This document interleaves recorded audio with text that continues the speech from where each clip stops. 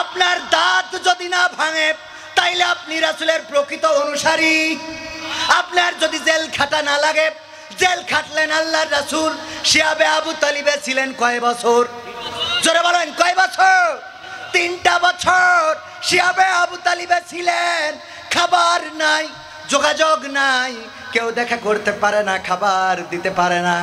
আল্লাহ রাসূলের একজন সাহাবী বললেন, ওগো নবী, আপনার জিহ্বায় রক্তের মতো কি যেন দেখা যায়।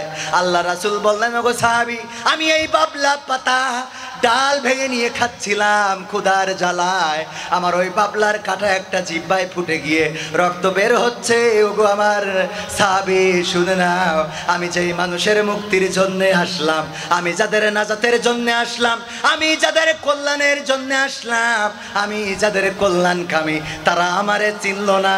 তারা তাদের নবীর জিহ্বায় বাবলার কাটা ফুটিয়ে রক্ত বের করে দিল। আল্লাহু আকবার।